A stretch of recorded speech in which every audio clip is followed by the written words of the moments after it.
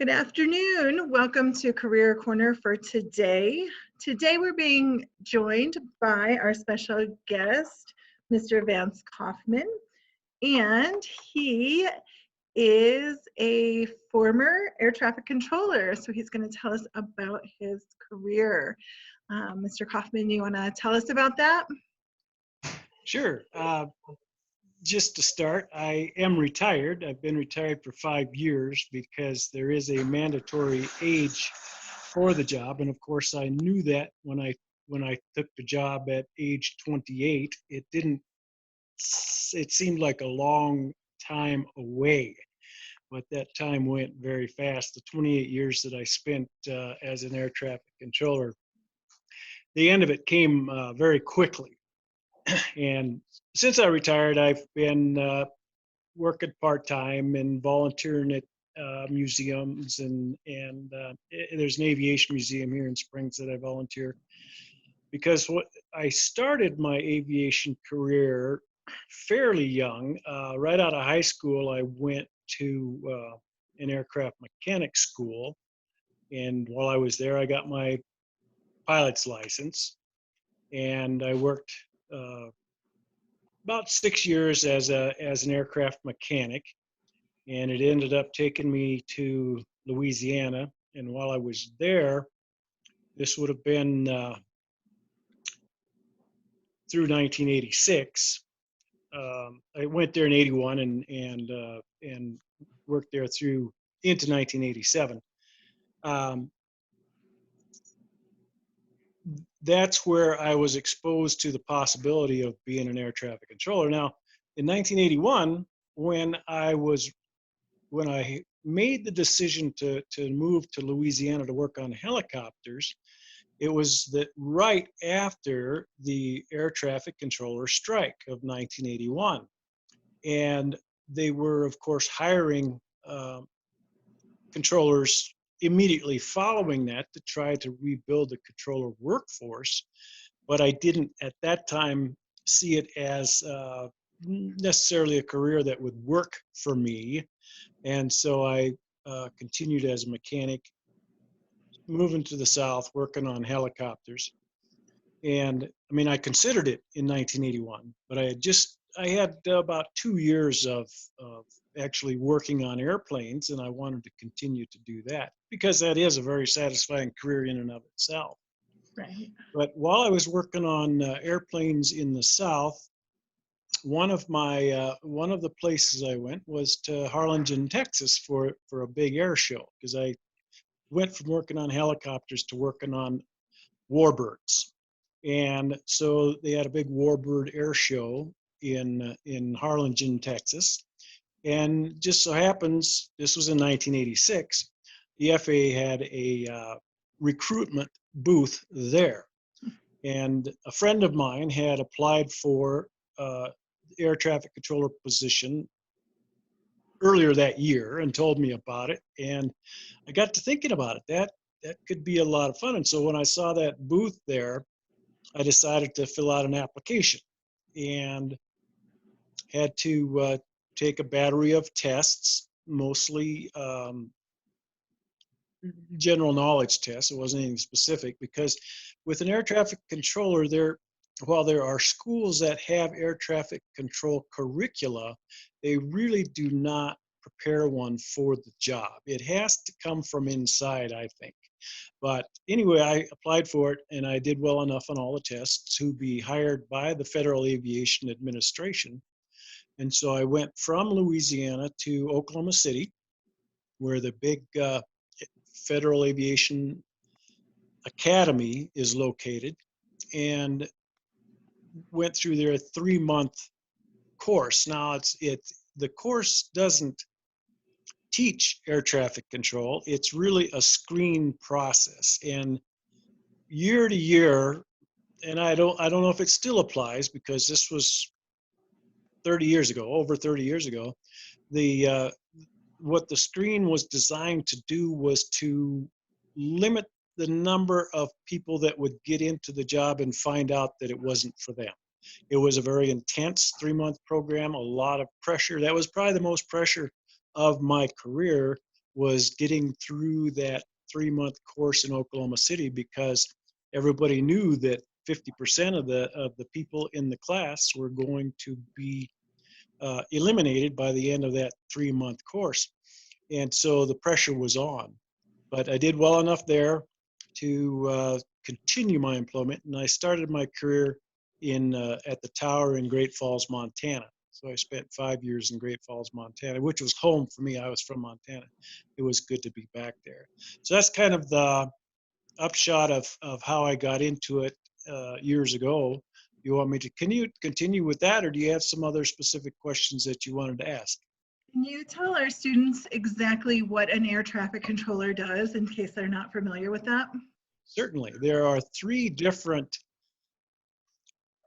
controller or general positions. There is the controllers that work in the tower that you see at airports. They look out the windows, they watch the airplanes move on the ground, they issue the instructions and clearances that allow airplanes to go from that airport to another airport, or to fulfill whatever mission they're on.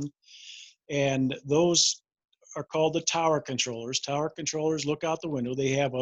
Uh, they have other equipment in case it's foggy. We can still work airplanes. We don't have to stop working airplanes just because it's foggy outside and we can't see them. We can see them on our radar displays, and they control the movement of the airplanes on the ground, taking off from the airport out to a short distance away within 5 miles. They control the flying airplanes within 5 miles of the airport, and the airplanes that are landing and taking off and moving about on the ground. The next category is the terminal radar controller. Terminal being the airport is where the airplanes end up. So that's their terminus point of their flight. So it's called the terminal radar controller.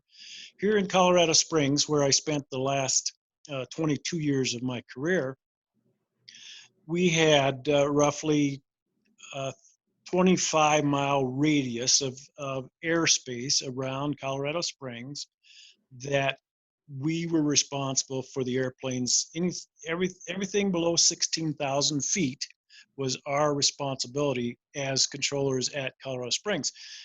I did both the tower and the terminal radar controller jobs. It was at Colorado Springs. It's a combination. People that are certified in the Colorado Springs facility work both the radar and the tower positions.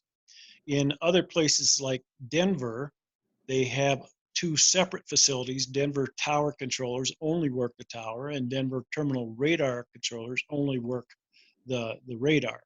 And so with the radar, which was my favorite part of the job, I enjoyed radar. I enjoyed all of it, but radar was what I really took to.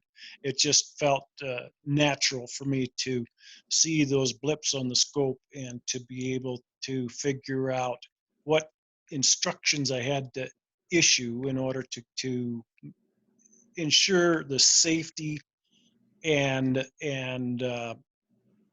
efficiency of that system. And so what we're doing, and it doesn't matter if it's an airliner or a private aviation Cessna or a business jet or a military jet, airplanes are airplanes. They obviously have many different characteristics and great speed differentials and whatnot. But my job as a controller is to ensure that airplanes do not hit. That's number one. The job goes far beyond that, though, because I need to be able to provide assistance to to any aircraft that needs assistance. If somebody has an engine failure, if somebody has a mechanical failure of some other sort, if they get lost in the fog or the clouds and they don't know where they are, I have to be able as a controller to apply the most efficient solution to that. And that is what makes the job hard. Training, the only training that you can get is on the job training. And that was the worst part of the job for anybody, was receiving training or giving the training, because you have to let the student make decisions and make the transmissions to the pilots that tell them what to do and when to do it in order for that person to learn how to do the job. So it can be very tedious. And in the latter part of my career, I actually got to where I enjoyed that as much as anything because I knew enough about the characteristics of any given situation that I could plan ahead far enough that no matter what that student did, I knew I could sort it out and fix it and get the airplanes apart and keep everything safe without any trouble. But like I say, that was the last part of my career that I finally got to that point. Early on, it was terrifying to train somebody else because I just didn't know what they were going to do. Anyway, backing up just a little bit, the other general category of air traffic controller is what we call en route controllers. And there's 22 what they call centers throughout the United States. And of these 22 centers control all of the airspace overlying the continental United States and Alaska and Hawaii. And they also provide the oceanic control where airplanes fly internationally. They have to be separated when they're out over the ocean. They have to be separated from airplanes coming the other way or airplanes crossing their paths. And they don't have radar out there, so that has to be done all on basically on paper. You have to plan. You have to find out who all's going to be out there, and make sure that their flight paths and altitudes don't come together at the same time. So the center controllers don't talk to anybody on the ground or at the airports. They control the airspace up to the terminal controller boundary. And their job is the same, to ensure that our handbook, which got pretty thick by the time I retired, our handbook, the first thing never changed. It said the primary responsibility of an air traffic controller is to ensure the separation of aircraft, keeping airplanes from hitting each other. That's the whole goal. And of course, air traffic control originated back in the 40s when several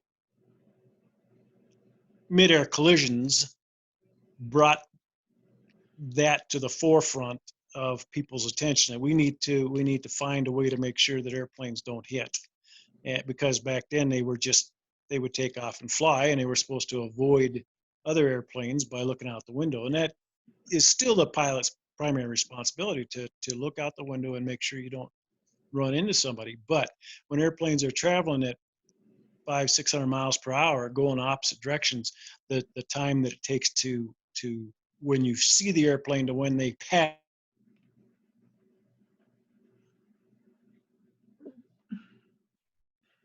We're going to pause and wait for him to come back. And we have him back. So I had one question while you were explaining that. And first of all, as an air passenger, I'm grateful for your existence. And secondly, if you were going to tell a student what kind of characteristics they would need to be a good air traffic controller, what would you tell a student that the kinds of personality traits that they had would make a good air traffic controller? You have to be willing to take risk. If you're willing to take a risk, you're able to commit yourself to a situation, knowing that you have the ability to sort it out and to make it work. If you're afraid of risk, then it's very difficult to give an instruction to the pilot, because what if I'm wrong? What if I give the wrong instruction? What happens then? So you have to be confident, and you have to be willing to accept risk, because you know that there is no risk. Those of us that were confident and competent in the job knew there was no risk, because we could fix it. We could come up with another plan. We could turn things around and make it work, even if I did make a mistake, which happened. I knew that I would catch that mistake and correct it and everything would be fine. Wait, and that, that happens. But you have to be confident enough to give those instructions to begin with that keep everything moving along. And the primary skills, I would say, well, certainly communication skills. You don't need a degree, you don't need a college education, but you have to have shown the ability to learn, to grasp new concepts. And we use math all the time, figuring out how long it's going to take an airplane to go whatever distance. If I have 4 or 5 airplanes coming in to land, I have to be able to look at that situation, see how many miles they're going to fly, see how fast they're going or what speed I should assign them, and do the math in my head to say, okay, this airplane's 240 miles an hour. Knots is what we use, but I'll just say miles per hour. And he's got 30 miles to fly, so that means it's going to take 6 minutes to do that. And so this other airplane is going to have to either go faster or slower in order to fit behind the first one. Who am I going to put first? Who am I going to put second? What heading do I need to use? And how do I separate those airplanes from all the other airplanes with altitudes or with routes that don't intersect? So math is really important. Communication skills are certainly important, though that gets more into the ability to learn because it's a entirely unique set of phrases that we use in air traffic control. The pilots and the controllers all speak that same language. For instance, I would say fly heading 260, descend and maintain 10,000, maintain 250 knots. That type of cryptic communication is completely clear to anybody in aviation, and the system relies on people using those specific words and phrases in order to make sure that everybody understands what is expected and to be able to do it in the shortest amount of time. When I was training other controllers, one of my biggest pet peeves was that they would use extra verbiage. They would say something like, go ahead and turn left. You can descend, and I would stop them every time. Say, no, we don't use the words you can. We don't use the words go ahead and. We say what's in the book, and that's what we use. And that is difficult. That was difficult for a lot of people to grasp because, I mean, some people want to be friendly or they want to be, they don't want to come across as being harsh or whatever. And I said, I always told them it doesn't matter how you perceive it. The words are written there in our handbook. Those are the words we use. Now, if a pilot, and there were, examples of foreign pilots and inexperienced pilots, if a pilot truly didn't understand what I was trying to get across to him, there's a provision in the handbook again that says you can revert to plain English in order to explain those concepts to them. We explain what you want them to do. But by and large, all the pilots and all the controllers knew what all those phrases meant and what to do with them. And it was once you learn them, it's very easy to just use that to communicate, and it works well. So communication and math are the two areas that are important. Then, of course, I'm working with other people, so I have to have people skills to a certain extent. I don't want to be in conflict with other people that I'm working with. I want to have a smooth, um, peaceful work environment. If I if I'm in a fight with another controller in the facility, it would get ugly. So you have to have people skills as well. Um, so what were some of your favorite things about being an air traffic controller?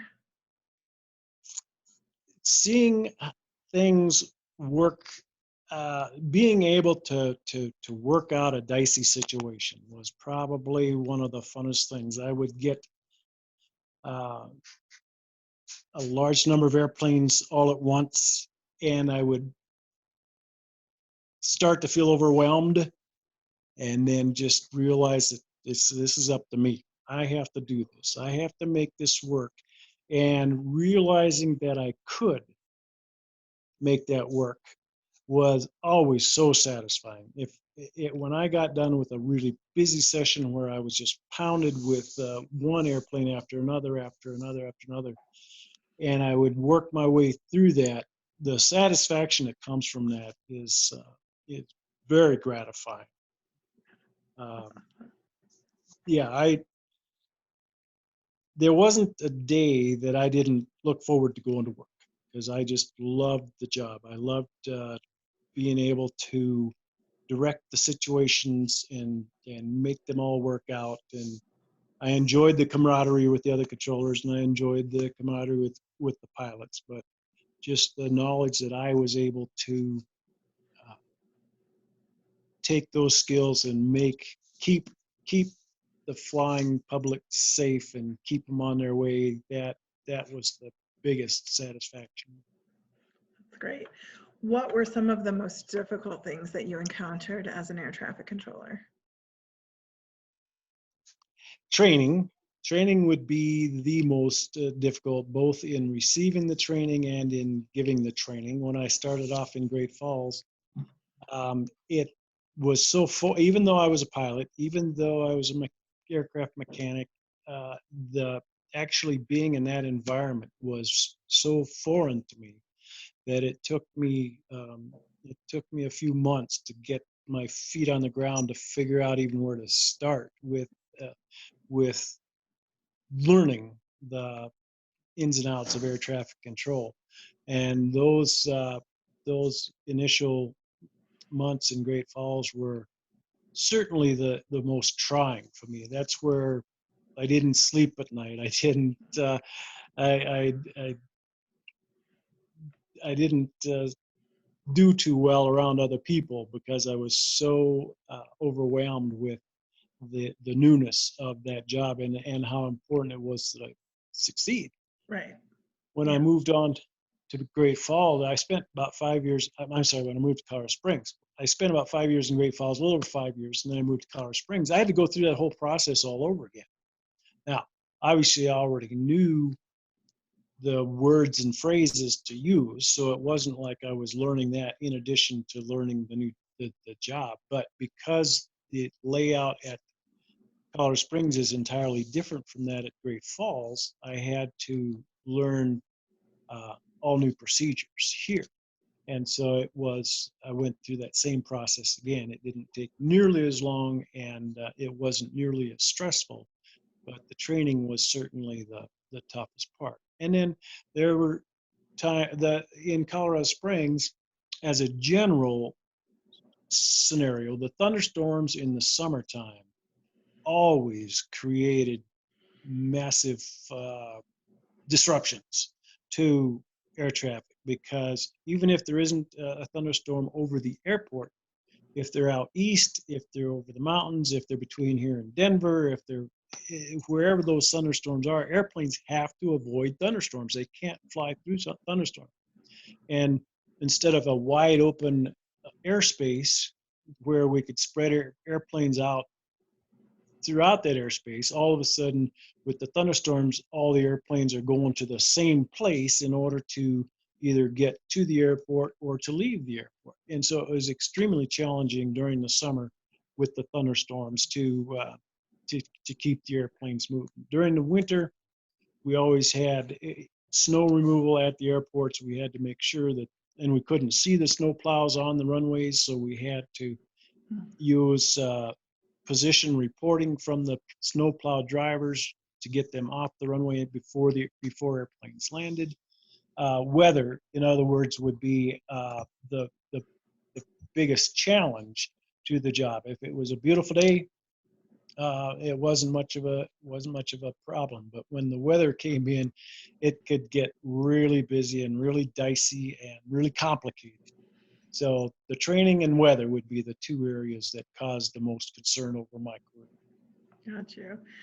Um, you answered a lot of the other questions that I had given you. So I'm going to ask you for a starting salary these days for an air traffic controller, what would a starting salary be for a new person?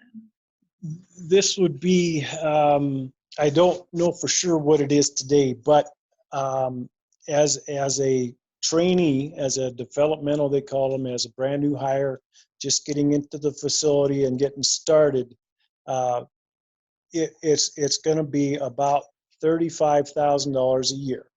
That'll be the start, and then it'll go up from there as people as the controller gets certified, to be able to do the job on his or her own instead of being trained by somebody. Those numbers go up pretty quickly, depending on the location.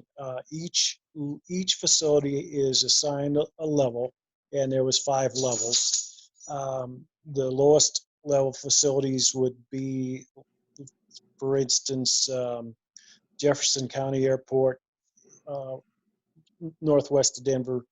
They would be the lowest level, and so a controller there, certified controller there, would be making probably around $50,000 a year.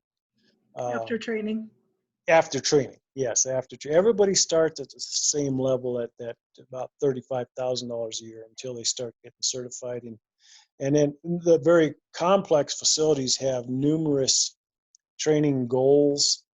For instance, Colorado Springs, one wasn't expected to check out through the entire facility on that initial salary. So once they were certified in the tower portion of the facility, they would get a raise, and then when they certified throughout the full facility, tower and radar, they would get another raise. In Jeffco Tower, Broomfield Tower, they only have one certification level. And the centers have numerous certification levels, areas they call them, where once they're certified in an area, they get a raise. They certify in another area, they get another raise, and when they're certified for the facility, they get another raise. So So lots of growth potential. yeah, very very much. Particularly in the centers, they have centers in the busy terminals like the radar facilities like Denver. There's a lot of areas to certify on, and once you're certified through it all, and of course the pay goes up significantly from there. So somebody certified in, like I say, in Jeffco would probably be around 50,000. At Centennial Airport, it would be around 60,000. At Colorado Springs, it would be around 70,000. At Denver, it would be around 90 to 100,000. In the centers, it's over $100,000 a year. Now, in Colorado Springs, when I retired, I was making about $120,000 a year. It's hard to believe. It's hard to imagine that I was actually making that much, because No, we want you to. You have lots of people's lives in yeah, your hands. exactly. It is, and I saw the stress that a lot of controllers were under. They didn't want to come to work. They didn't want to strap into the position and go for it. So it really is a personality thing as much as anything else. You, like I say, you have to have that drive and that confidence to know that you can do this and it's going to be fun. It's going to be okay. Yeah. I'm going to take us offline for a second. Sure. All right, we're going to resume. I wanted to ask. That was Mr. a quick commercial break. Quick commercial break. Wanted to ask how Colorado Springs and your job was impacted during 9/11. That was like somebody threw the switch and just turned everything off. I was stunned by the difference. I wasn't working on that Tuesday morning. I had worked the previous day. I got off work Monday morning at 6 o'clock, And so Tuesday was just another day off for me. And I got the news like so many other people did by somebody calling and saying, "Hey, did you hear what happened? And did you see what happened?" And so the week prior, everything was clicking. We were moving airplanes. We had, airplanes coming and going every day, all day long. And when I went back to work the Thursday afternoon, I had Tuesday and Wednesday off. I went back to work Thursday afternoon. There was nothing. We saw the military F-16s doing patrols up high, but we were not working any airplanes. There was just nothing moving. I want to say we had 40 some airplanes on the tarmac at Colorado Springs, because when 9/11 occurred, the order went out to every facility in the country. Every airplane has to land as soon as possible at the closest airport. And so for the controllers that were working that Tuesday morning, it got really busy really quick. There was nobody taking off. All the airplanes that were on the ground were instructed to stay on the ground, and getting that across to pilots. I wasn't working it, but I understand that was one of the toughest things, because nobody could believe it's never happened before. Never happened in the history of aviation that all air traffic had to stop where it was. And so the airplanes on the pilots, they got the airplanes loaded up, they're ready to go, they don't understand what's going on. There was a lot of contentious words that morning, when as controllers tried to explain to pilots to the extent possible that what was going on and why they couldn't leave. But Right. for the next for it would have been about 7 o'clock uh, in the morning here when it happened, and so we would have had a bunch of airplanes ready to go, and there would have been airplanes already in the sky, and those airplanes in the sky were instructed to pick an airport, the closest airport that they could land, and they were immediately rerouted. So Colorado Springs had, when I got to work, it looked like the busiest airport I'd ever seen, because there was airplanes everywhere. Wow. The only difference is none of them were moving. They were all just parked. And we had the military flying, and then within a day, so by Friday, the medical emergency helicopters were allowed to fly again. Up until that point, they were grounded. Even the medical helicopters couldn't fly, but they were allowed to go back into the skies. They were the only ones out there. I think at the time we still had the Colorado Springs Police Department still had a police helicopter, and they could go out, but nobody else. It was really, really strange, because I was used to going into work and talking to airplanes and making things happen, getting things done, and there was nothing. It was just Yeah. dead still. It was pretty eerie as an observer as well. I Yeah, remember that day. I'm sure. Um, so is there anything else you would want to share with our students at Weld Central about your career and your time as a air traffic controller? It was certainly the best career choice for me. And if a little bit of tension, a little bit of excitement is what you're looking for, I would recommend it. They have changed things a lot to where much more is proceduralized now than it used to be. So the airplanes are flying certain routes at certain altitudes at certain times to keep them separated from other airplanes. There isn't we used to call it the run and gun, just shoot the airplanes out there and separate them as you go. It's not it's not like that anymore. It's more proceduralized, but it's still, because of the weather as the primary factor, can get exciting. It can really turn ugly in a hurry. If you have the constitution for that, I would highly recommend it. I would still be doing it today if I hadn't reached that mandatory retirement age of 56. And I would be a better controller today than I was when I retired, because I never stopped learning on the job. Every situation I had, I always learned from it and learned how to do things a little bit better, a little bit smoother, a little bit quicker.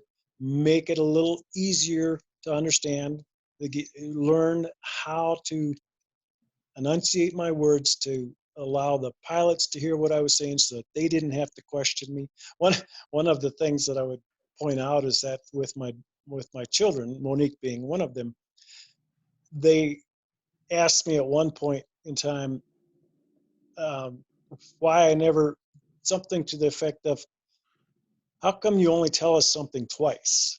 Because I would, if I asked them to do something and they didn't do it, I would ask them again.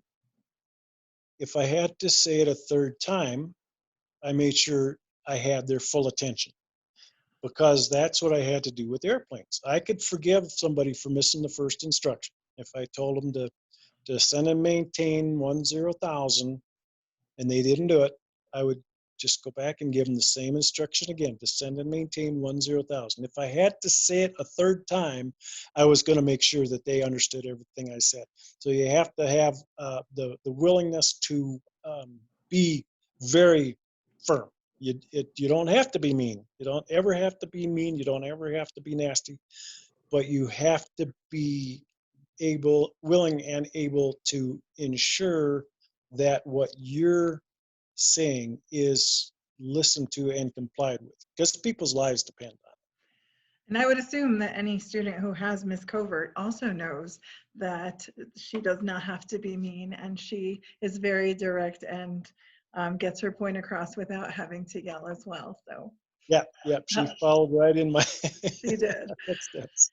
So I want to tell you, thank you so much for your time that you spent with us today. I know that your job can be very stressful as an air traffic controller, and it seems like from what you said, it was a fabulous fit, and we're so glad that you spent some time talking to us today about your job. It was a real pleasure. I appreciate the opportunity to relive some of those experiences, because it has been a few years since I actually did it, and that brought back a lot of good memories, and I appreciate that. Excellent. Thank you again so very much. Thank you, Rachel.